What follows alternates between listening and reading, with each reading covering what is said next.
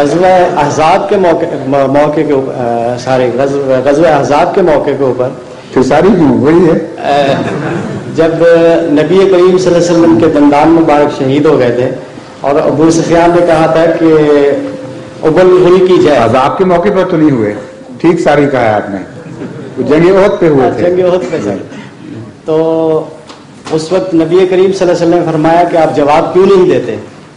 تو نہ یہ اور بات ہے، بالکل دونوں باتیں آپ نے مکس اپ کر دی ہیں حضور. یہ جو جواب نہ دینے والا واقعہ جی یہ بہت بات کا ہے. جب حضرت صلی اللہ علیہ وسلم کو ہوش آ گئی تھی اور اس کے بعد صحابہ کے سہارے پر آپ ایک غار میں چلے گئے تھے جی، بیچ کا جو وقفہ ہے جہاں قرآن کریم میں ذکر آتا ہے کہ پھر اونگ دلائی ہم نے صحابہ کو اور اطمینان بخشا، اس وقت کی بات ہے.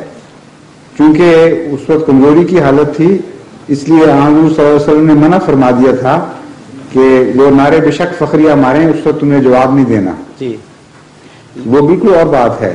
اس میں فرمایا رمضان مبارک سے کی شہادت سے اس واقعہ کا کوئی تعلق نہیں.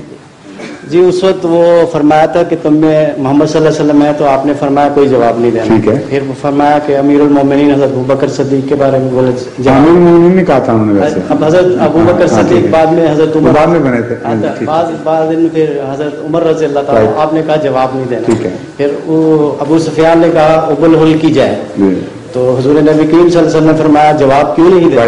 That's right. ہاں. تو صحابہ کرام نے پوچھا یا رسول اللہ ہم کیا جواب دیں؟ بولو اللہ اعلی اجل.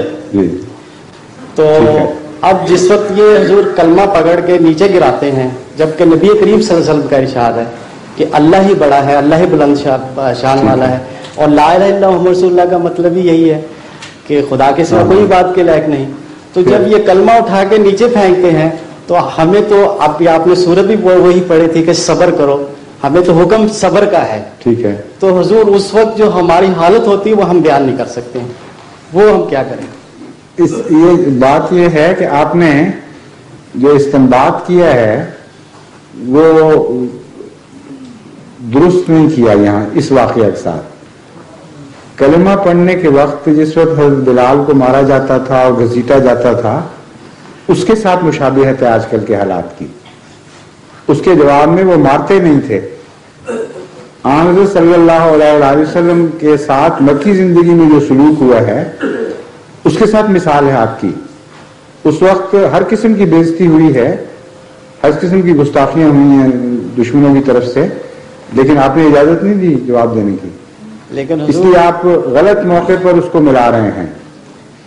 لیکن آپ کا زمانہ جو ہے یہ مکی دور سے زیادہ مشابہ ہے، کیونکہ وہ جو آپ دور بتا رہے ہیں وہ اذن للذین یقاتلون فی سبیل اللہ ہے. اذن للذین یقاتلون بانہم ظلموا وان اللہ علی نصرہم لقدیر الذین اخرجوا من دیارہم بغیر حق. یہ وہ دور کی بات کر رہے ہیں آپ، مثال اس دور کی کر رہے ہیں اور لگا رہے ہیں ان لوگوں پر جن کو اذن ابھی ہوا ہی نہیں، اس قسم کے جہاد کی اجازت ہی نہیں ملی.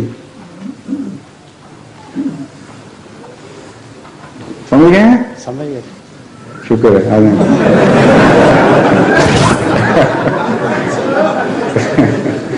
اب ان کو بھی سمجھا دیں اپنے ساتھی کو.